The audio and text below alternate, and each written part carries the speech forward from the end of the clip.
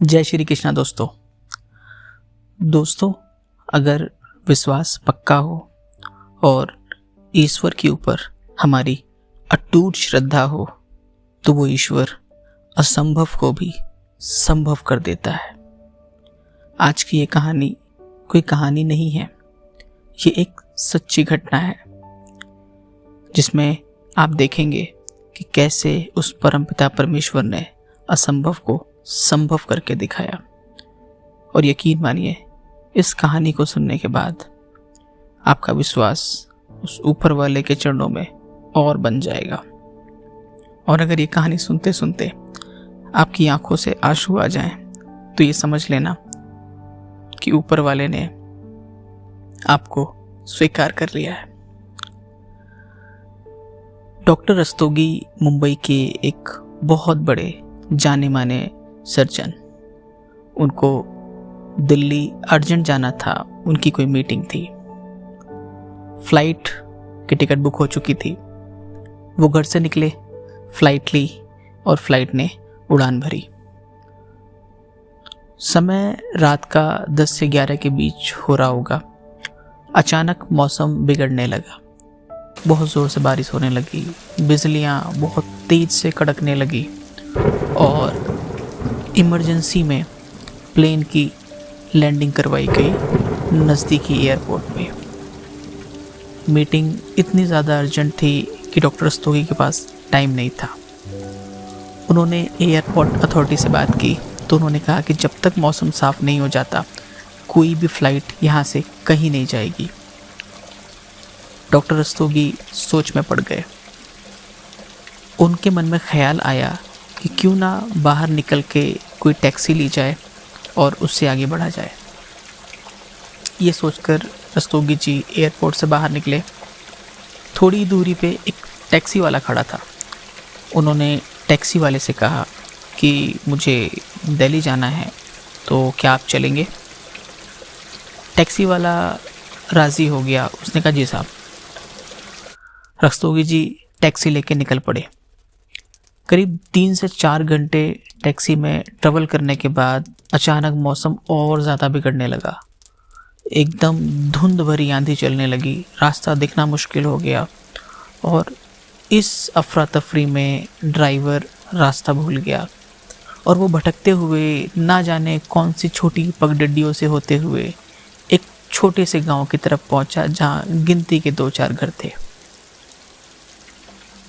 मौसम इतना ज़्यादा ख़राब था, बिजली इतनी ज़्यादा चमक रही थी कि रस्तोगी जी परेशान हो गए। उनको समझ में आ गया था कि अगर इस मौसम में बाहर चलते रहे तो जान को खतरा हो सकता है, क्योंकि बिजली बहुत ज़्यादा गिर रही थी। उन्होंने देखा कि थोड़ी दूरी पे एक झोपड़ी है जिसमें रोशनी जल रही है अभी। उन्होंने सोचा क्यों ना झोपड़ी में चल के कुछ देर आश्रय लिया जाए।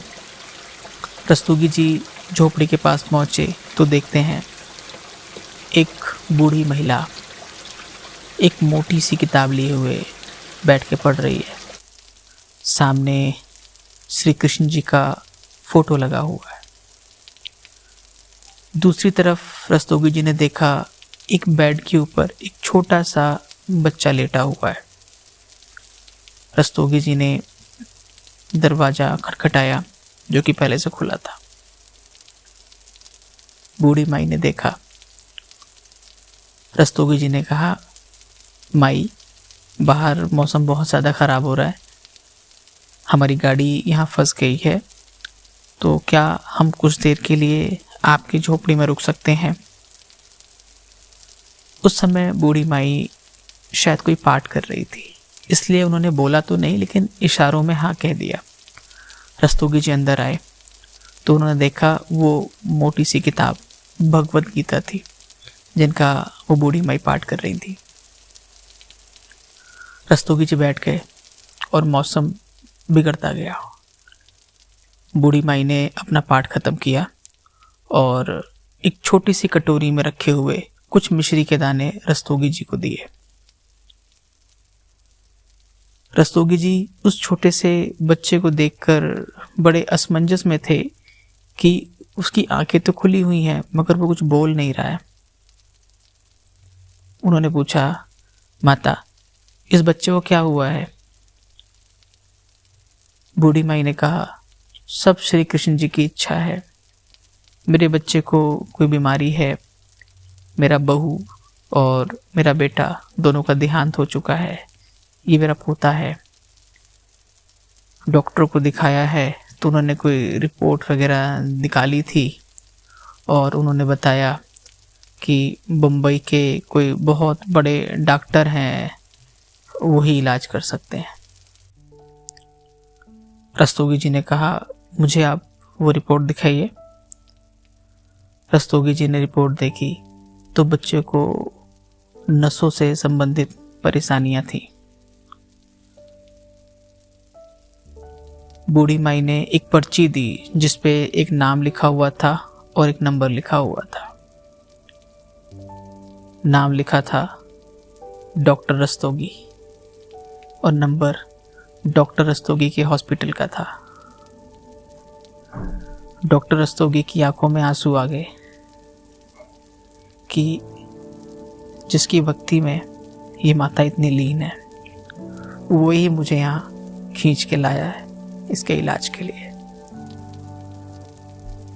बूढ़ी माई ने पूछा, आप रो क्यों रहे? रस्तोगी जी बोले, माँ, ये तो लीला है। मैं ही डॉक्टर रस्तोगी हूं। आपके विश्वास और आपकी भक्ति में इतना बल था माँ कि उसने मौसम खराब कर दिया। डॉक्टर साहब रोते रोते बोले, माँ, मैं प्लेन से दिल्ली जा रहा था।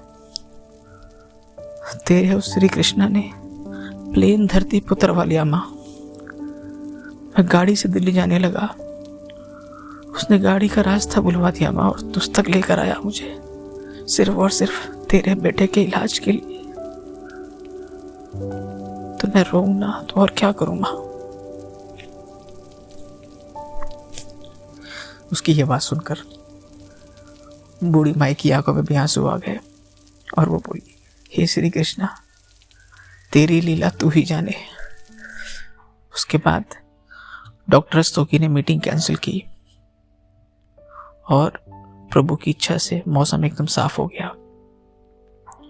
रस्तोगी जी ने उस बच्चे को गाड़ी में बिठाया और अपने साथ वापस मुंबई ले गए। वहां उसका इलाज किया और वो बच्चा एकदम स्वस्थ हो गया। उस दिन के बाद से रस्तोगी जी हमेशा भजन कीर्तन में रहते और कभी भी वृंदावन जाना नहीं भूलते। आज अगर उन डॉक्टर साहब से कोई पूछता है कि कैसे हो, तो उनका एक ही जवाब आता है, जैसा श्री कृष्णा रखें वैसे ही है।